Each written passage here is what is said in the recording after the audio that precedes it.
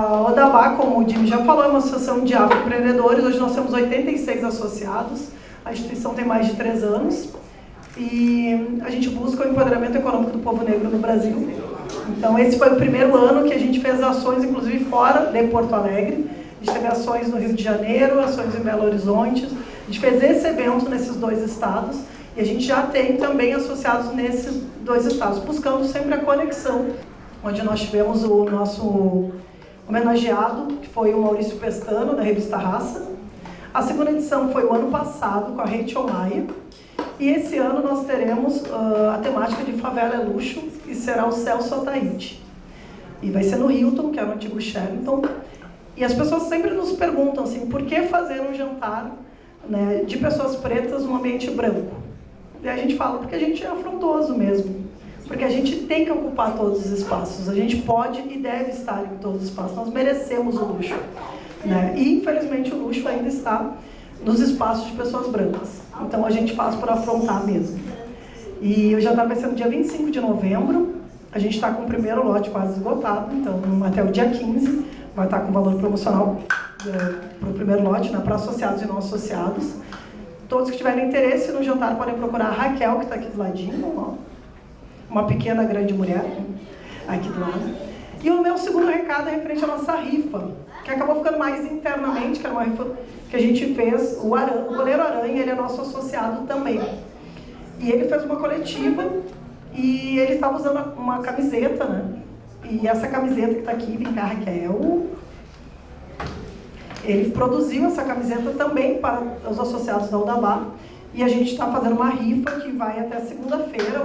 O sorteio vai ser na segunda-feira. O primeiro lugar ele é autografado e as outras 4 lugares vão ter as camisetas, os 4 lugares que forem sorteados. E o primeiro é autografado pelo Aranha. Então esse é o modelo, custa R$10 o número. Se vocês tiverem interesse também, procurem a Raquel. A Raquel é a guria do dinheiro, né? Tudo que é de vender, fala com a Raquel que passa o Pix, que a Raquel acha jeito pra gente pagar tudo.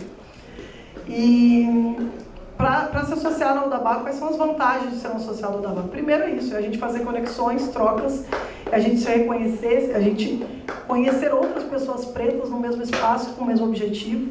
Segundo é a qualificação empreendedora, a gente tem consultores dentro da Odabá que auxiliam nesse processo de empreendedorismo, né? Que não é um processo fácil, normalmente é um processo muito solitário, e a gente faz isso de uma forma muito coletiva, muito afetuosa e com muita competência, porque são consultores muito qualificados que auxiliam para que o nosso negócio cresça, né? Fora isso, a gente tem um marketplace, onde vocês podem colocar os produtos de vocês venderem, né, a nível nacional. Quem não tem site ainda consegue vender. E eu acho que esses são os principais vantagens iniciais do projeto, né? Mas a gente tem outros programas, outras atividades que a gente sempre inclui os nossos associados, né? Tem valores diferenciados também para quem é associado, por exemplo, o nosso jantar anual. É um valor bem significativo em relação a quem não é associado, e fora as conexões, como eu falei, quando a gente faz ações fora de Porto Alegre, a gente facilita, por exemplo, a compra das passagens para esses empreendedores que são de Porto Alegre e vão para o Rio de Janeiro com a gente, vão para BH com a gente vai ter o Afrontalks, em dezembro ele vai ser em Santa Catarina, e a gente sempre leva os nossos associados juntos, né, com condições especiais de pagamento e fazendo essa conexão para que ele possa continuar vendendo em outro estado. Então, se você tem interesse associado, vocês podem falar comigo ou com a Raquel. Tudo é com a Raquel. E eu acho que é isso. Eu espero que essa seja uma noite muito agradável, de muita troca, de muita conexão, de muito network, de muito aprendizado e inspiração. Obrigada a cada um de vocês e passo a palavra para o Jimmy.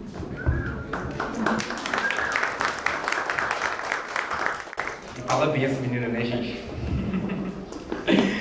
Bem, a gente vai falar agora sobre o nosso momento griot.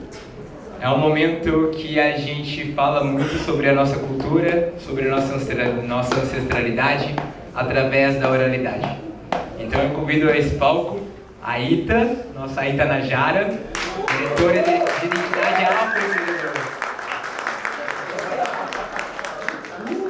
Isso ele já começou, maravilhoso. O tema não é moda, então vamos modelar. Boa noite. A bênção tem que subir.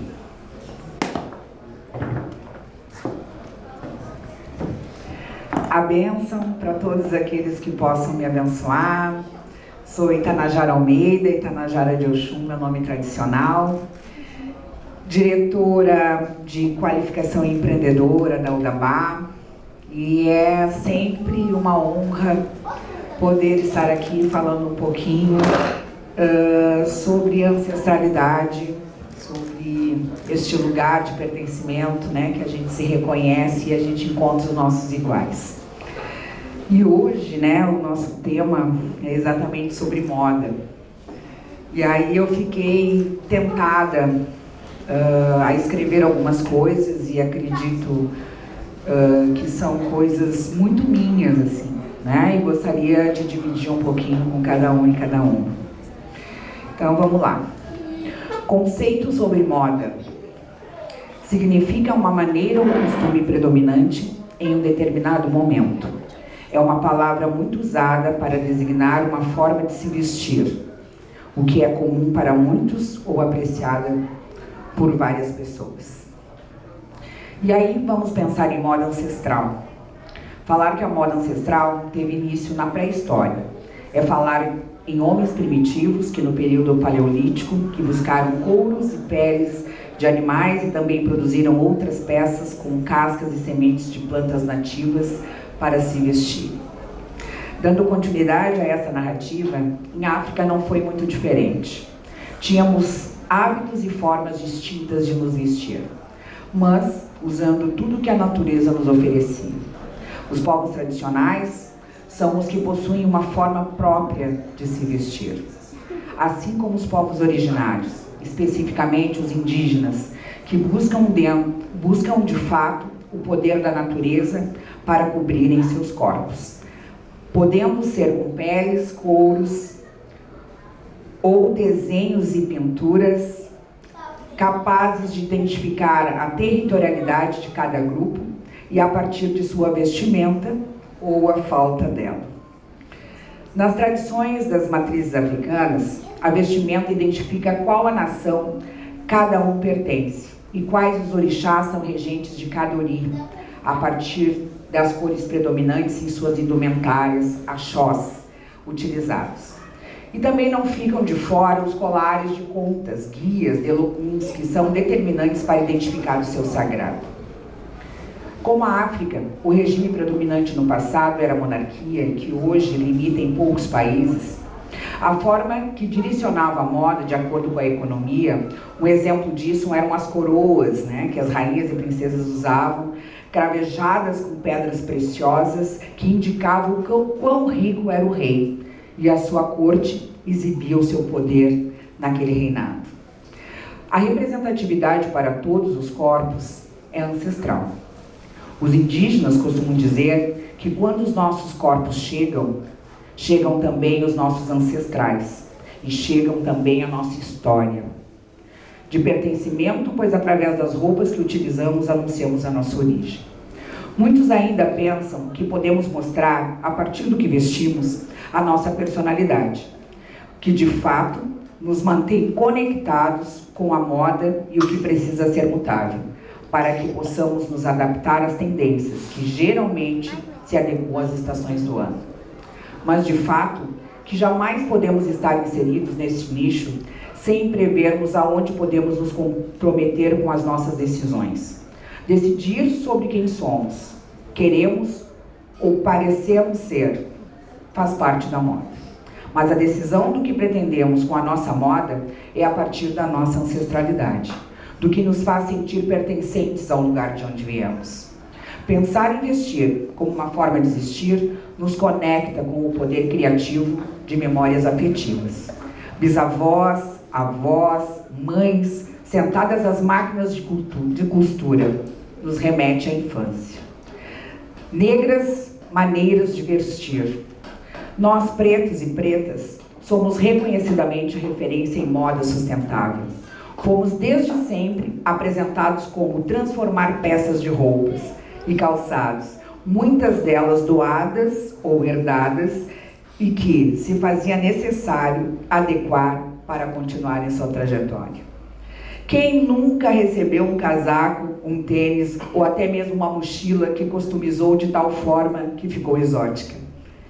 Quem nunca lançou moda de uma camisa masculina que virou uma sobrelegging? E é sobre isso Como nos vemos diante desse capitalismo perverso que nos diz a todo momento que precisamos consumir marcas? E que essas marcas muitas vezes são obtidas através de empregos escravos, pagos com salários medíocres e ofensivos. Temos que cortar esse vínculo com o poder que escraviza mentes. Sejamos consumidores conscientes, sabendo de quais mãos são produzidas as nossas roupas, o quanto é sustentável, o tanto nos representa a sua forma ancestral de ser. Pois a ancestralidade nos cobra, a todo momento, sobre o legado que deixaremos aos nossos sucessores. Viva a moda!